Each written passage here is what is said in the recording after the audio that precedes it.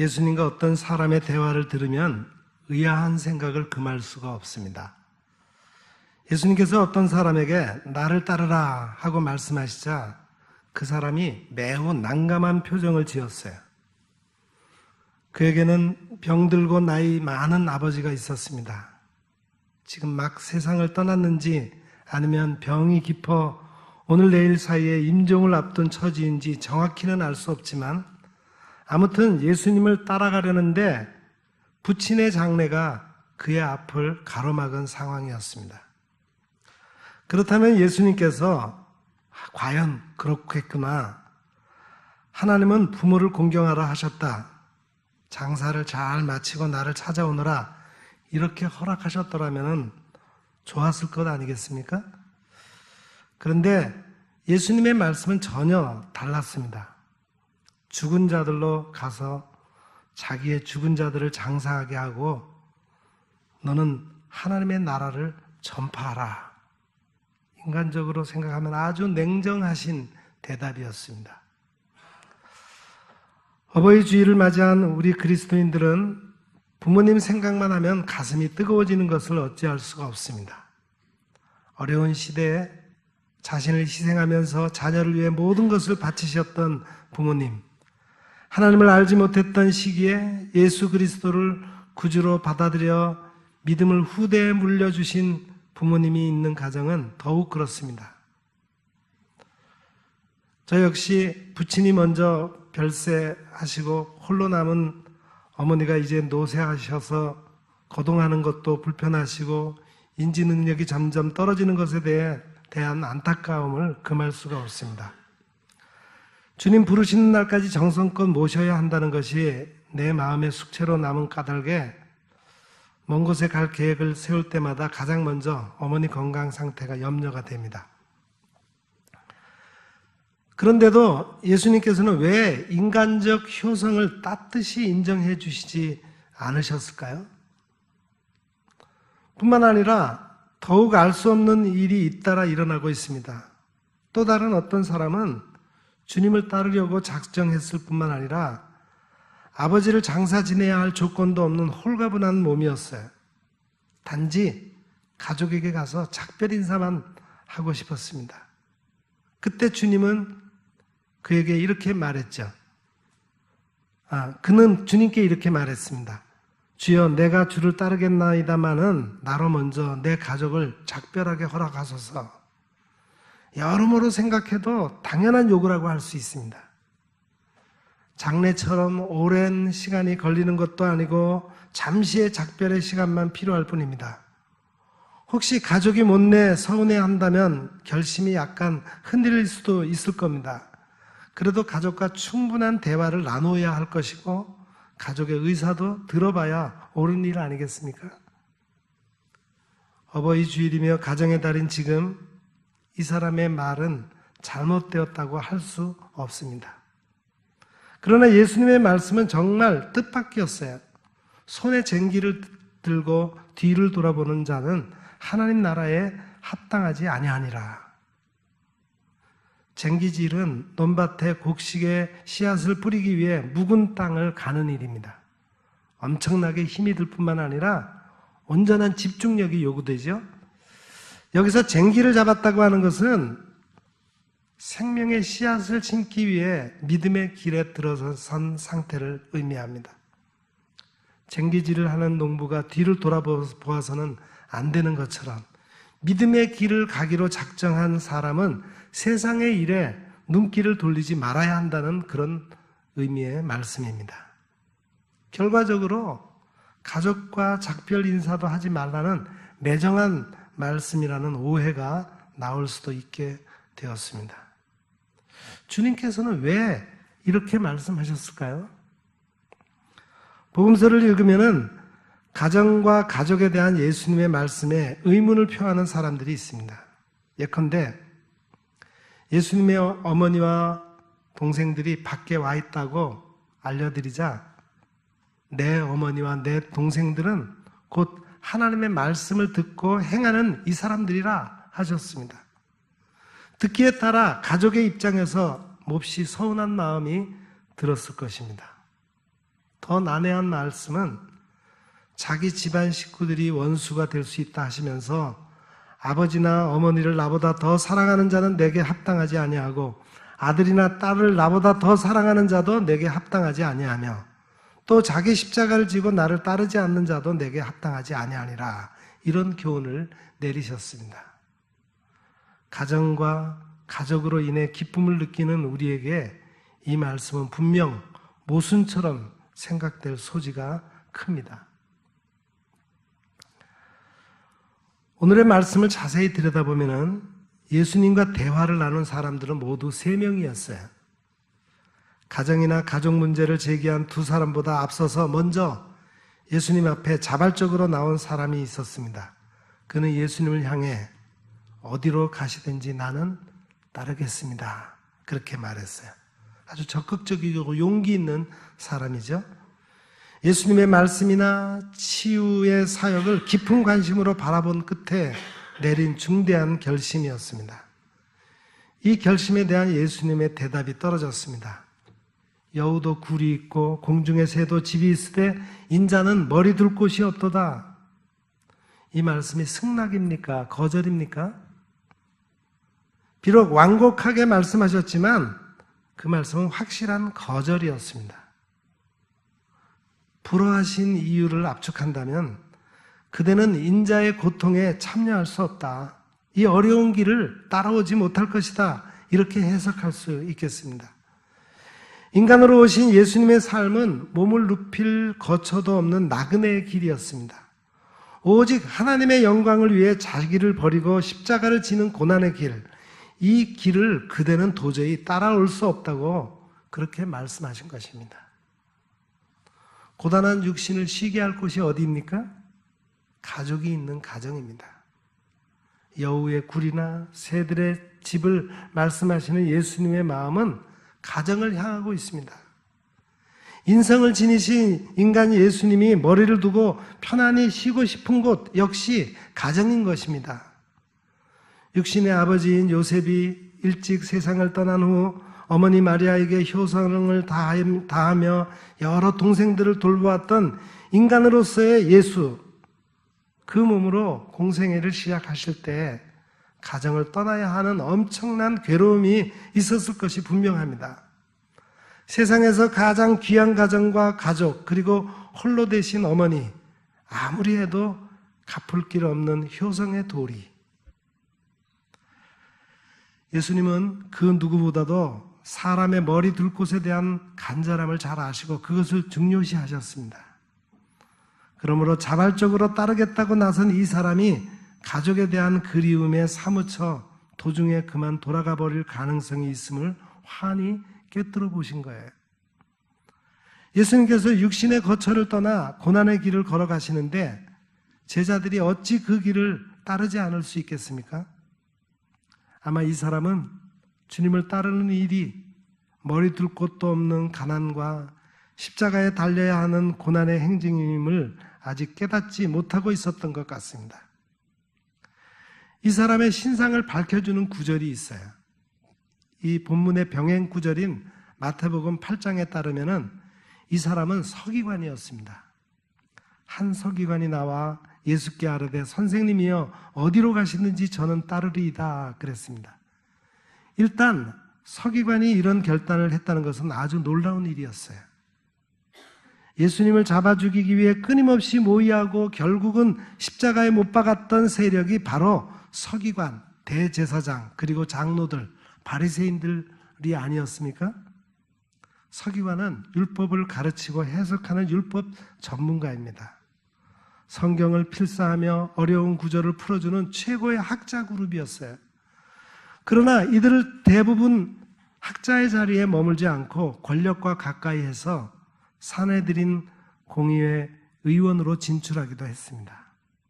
산헤드린은 로마 제국이 허용한 유대인들의 최고의 의결기구, 자치기관이며 모두 70인으로 구성이 되어 있었습니다.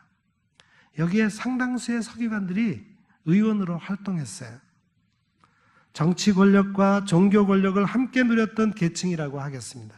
그런 서기관이 자기 스스로 예수님을 따르겠다고 했으니 모두가 깜짝 놀랄 만한 일이었습니다. 우리의 세속적인 생각으로는 아마도 예수님의 전도 활동에 좋은 계기가 될 것이라는 생각이 듭니다. 아주 나이스 찬스죠? 그대의 동료들이 나를 반대하고 적대적인 행동을 하지만 그대는 나를 따르겠다고 하니 참으로 대견하구나. 내 제자가 되어라. 이렇게 하셔야 되지 않았을까요? 그러면은 군중의 마음을 얻기 쉬웠을 것입니다. 서기관과 같은 대단한 사람이 가져올 영향력은 확장성이 그만큼 크다고 할 수 있어요. 지난해 대통령 선거 기간 중에 확장력이 있는 유명 인사라고 판단되면 그 사람 하나를 영입하기 위해서 각 정당들이 얼마나 심한 경쟁을 했고 그러다가 자기 쪽으로 오지 않으면 또 얼마나 과격한 공격을 했던가를 떠올려 볼 일입니다. 아무개 후보를 지지한다면서 성명을 내고 또 입당과 탈당을 거듭하고 지지율이 조금이라도 오를까 내릴까 조바심하며 일희일비했던 정치 세력들의 경쟁이 있었습니다. 그런데 지금 이 서기관은 예수님을 따르고 예수님 편에 서겠다는 약속을 자기 스스로 하고 있는 것입니다. 우리는 세상에서 높은 지식을 가진 사람이 기독교 신앙을 가졌다는 소식을 들으면 덩달아 마음이 우쭐해집니다. 내가 믿는 예수님을 저 지성인도 믿고 있다는 사실이 우리에게 큰 만족을 줍니다. 만약 권력 있는 사람이 우리 교회의 교인이 된다면 더욱 뿌듯한 일이 아닐 수 없습니다. 자신이 속한 교회가 특별한 은혜를 받은 것 같은 느낌이 들어서 그것을 자랑하고 다니는 사람들도 있습니다. 그럼에도 불구하고 예수님은 서기관의 그 자발적인 요청을 거절하셨습니다. 오늘의 예수님 말씀에서 의아한 부분을 풀 열쇠는 가정과 가족입니다.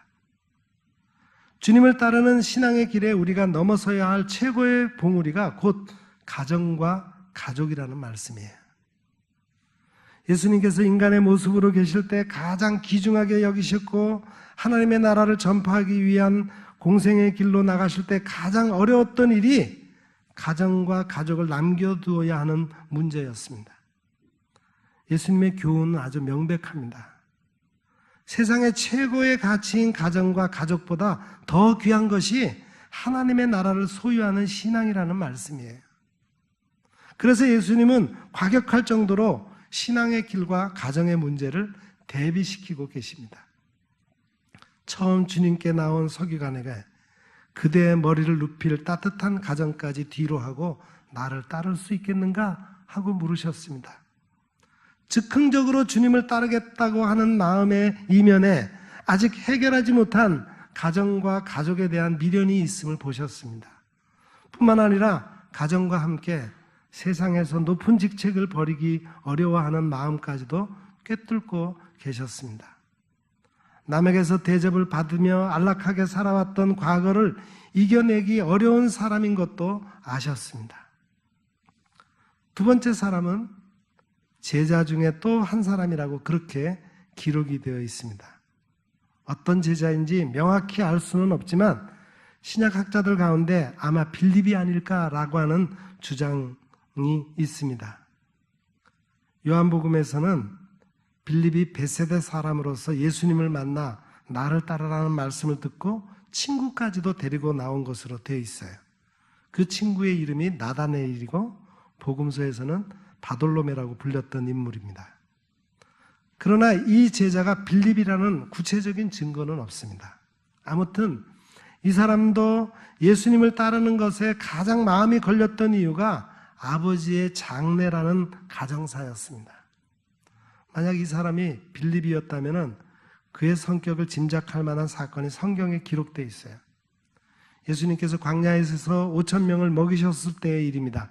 빌립에게 물으시기를 우리가 어디서 떡을 사서 이 사람들을 먹이겠느냐 하시니까 빌립이 즉시 대답해서 각 사람으로 조금씩 받게 할지라도 200데나리온의 떡이 부족하리이다 라고 대답했습니다.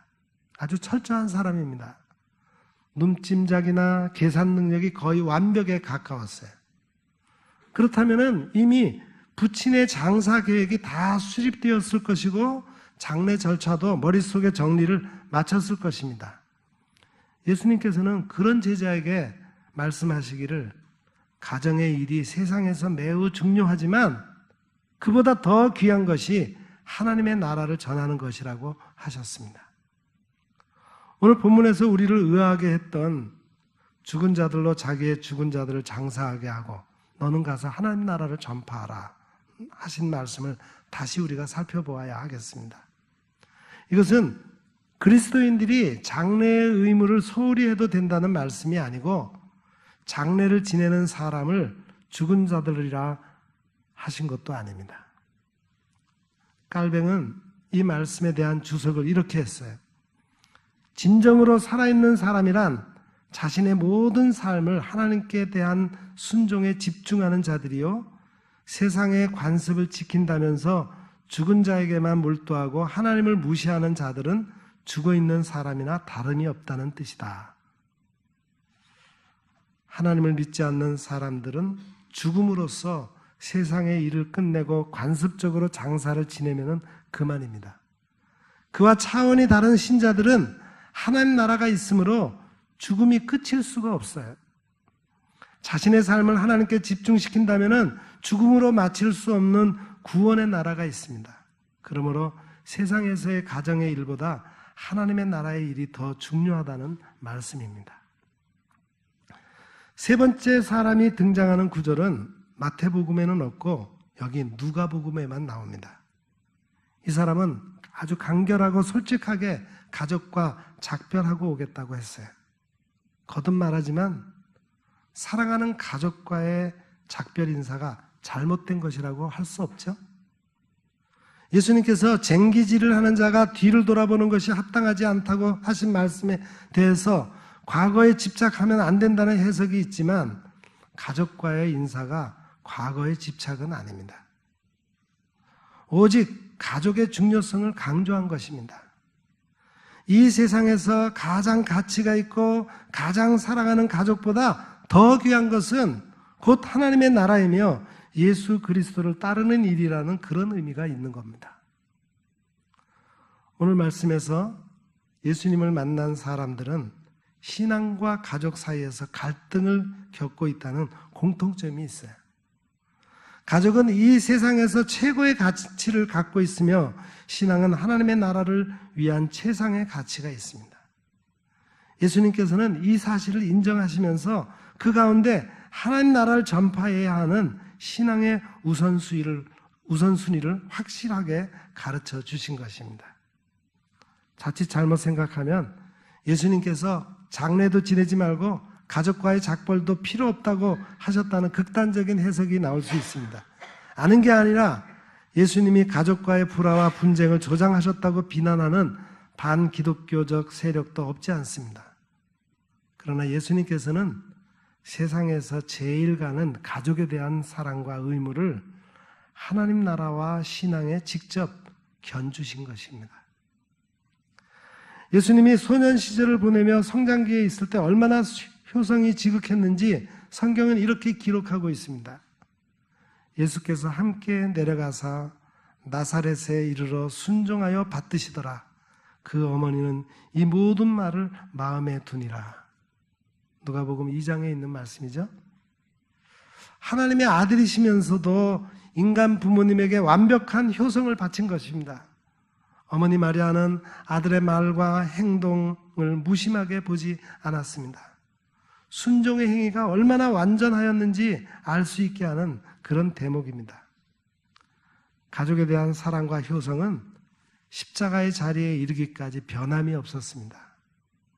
또 그 제자에게 이르시되 보라 내 어머니라 하신데 그때부터 그 제자가 자기 집에 모시니라. 영원히 떠나가시기 전에 극도의 고통 속에서 어머니를 부르시고 제자 요한에게 앞으로의 일을 부탁하셨습니다. 인류의 죄를 사하시는 그 위대한 일 다음으로 가정과 가족 효성에 대한 것을 확인해 주신 것입니다. 에베소 지방의 성지순례를 가보면은 거기 요한이 말년에 활동했던 흔적을 찾아볼 수 있습니다. 성 요한 교회가 거기 세워져 있었어요. 그런데 저 산꼭대기에 마리아가 거처했던 집, 요한이 예수님의 그 십자가상에서의 마지막 부탁을 마음에 품고 끝까지 예수님의 육신의 어머니 마리아를 제자 요한이 끝까지 돌보았다라고 하는 그런 증거가 남아 있습니다. 어느 목사님의 설교집을 읽다가 이런 예화를 읽었어요. 어느 청년이 수련회를 다녀와서 은혜를 받았습니다. 은혜 받은 것이 너무 감사해서 그만 주님의 일을 하겠다고 서원했다고 합니다. 그 주님의 일은 바로 목회자가 되는 것이었어요. 그리고 수련회에서 돌아왔습니다. 그런데 수련회에서 돌아와서는 고민이 되는 것이 있었습니다. 법과대학을 다니고 사법고시를 준비하고 있던 형제가 갑자기 목회를 해야 하는 상황에 온 것입니다. 그래서 담임 목사님을 찾아가서 상담을 했어요. 그 목사님이 말씀해 주십니다.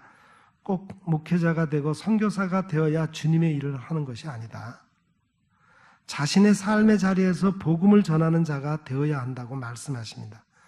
내가 열심히 공부해서 법조계에 나가서 그 자리에서 어려운 사람들을 도와주고 복음을 전해보라고 말씀하십니다.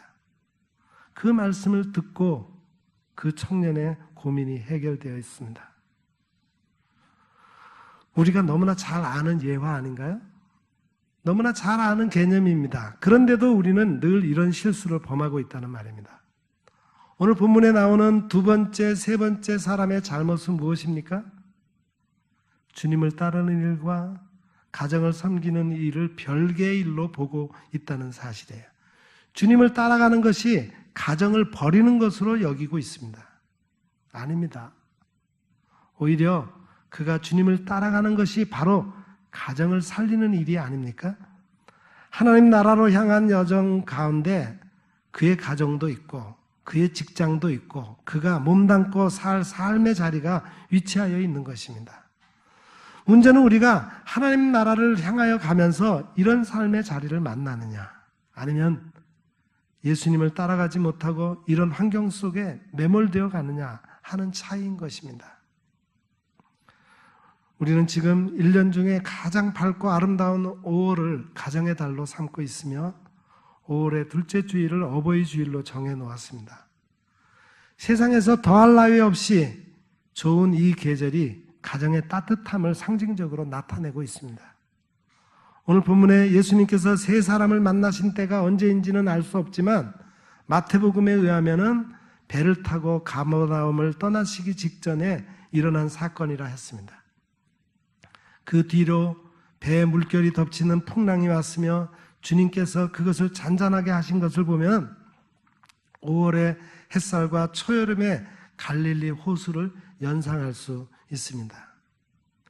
이 계절에 신앙과 가정이 갈등이 없이 조화를 이룰 수 있다면 얼마나 좋겠습니까? 최근에 윤보병 장로님께서 모친께서 편찮으셔서 시골에서 모시고 오셨다는 그런 얘기를 듣고 그때 신방을 갔다가 아주 감동적인 가정을 들었습니다. 전통적인 유교 집안에서 지내오신 장로님도 50세가 넘은 나이에 아들이 신앙생활을 잘하는 것을 보고 교회에 나오기 시작하셨습니다. 장로님은 구원의 은혜를 깨닫고 감격한 나머지 내가 다른 사람들에게 전도해야 하지만 가장 먼저 사랑하는 어머니께 전도해서 구원받게 해드려야 됐다는 그런 마음을 갖게 되셨답니다. 그래서 가끔씩 고향에 내려가 어머니를 배웠고 어머니 제가 예수 믿게 되었습니다. 예수 믿은 게 너무 좋습니다. 행복합니다. 평안합니다. 어머니도 저와 함께 교회 가서 예배드리고 예수 믿읍시다. 처음에는 씨도 안 먹혔답니다. 좋으면 너나 교회에 나갈 것이지 나한테 권하지 말라. 난 안 갈란다. 그러면서 거부하셨답니다.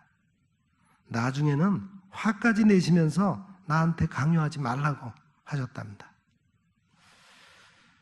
그래서 장로님은 그때마다 어머니께 인사를 하고 고향 교회 가서 예배를 드리고 바로 쓸쓸히 일산으로 올라오시곤 했는데, 어느 날 어머니께 또 교회 같이 가시자고 권해드렸더니 따라 나서 그럴까? 그러면서 따라 나서더라는 거예요. 아마 고향 교회 교인들에게서 그 장로님의 그 간절한 마음을 전해 들으시고 마음이 움직이셨던 겁니다. 그렇게 해서 80이 넘은 연세에 어머니께서 예수님을 믿기 시작했는데, 찬송도 모르지요. 성경 말씀을 들어도 무슨 말씀인지 전혀 이해가 안 되시는데도 이 어른이 한번 나가기로 결정하고서는 꾸준히 그 고향 교회를 출석을 하셨습니다. 사랑하는 아들이 그렇게도 좋아하는 예수님을 믿기로 작정하신 거예요. 윤 장로님의 간절한 기도를 하나님께서 응답하셨습니다. 이제는 기력이 다 쇠하셔서 교회에 나와 함께 예배하지는 못하시지만 예수님을 믿음으로 천국에 가신다라고 하는 확신은 흔들리지 않는 것을 확인할 수 있었습니다. 이제는 온 가문이 다 예수를 믿는 신앙의 가문으로 갈등 없이 복된 가정을 이루게 되었습니다. 온 가족이 한 마음으로 주님을 섬기고 믿음의 길을 걷는데 서로 도움을 주는 가정, 이 신앙의 가족이 진정한 복을 받은 은총의 가정인 것입니다. 세상의 직분이나 빈부의 문제를 극복한 신앙, 늙으신 부모님과 갓 태어난 아이들이 함께 세상의 격식을 초월하여 주님을 따르는 신앙이야말로 진정한 행복을 가져다 줄 요건입니다. 신앙과 가정은 더 이상 갈등의 관계가 아닙니다. 믿음의 길로 함께 나아가면 가족 모두의 행복이 주님 안에 예비되어 있습니다. 기도하겠습니다. 사랑의 하나님 아버지, 우리에게 가정을 허락하셔서 믿음 안에서 가족끼리 서로 사랑하고 복된 삶을 이루어갈 수 있게 하시니 감사합니다. 온 가족이 먼저 하나님을 섬기고 주님의 뒤를 따르는 일을 우선으로 할 수 있게 도와주시고 주님 안에서 부모님을 공경하며 순종하는 축복을 누리게 하옵소서. 예수님의 이름으로 간절히 기도드립니다.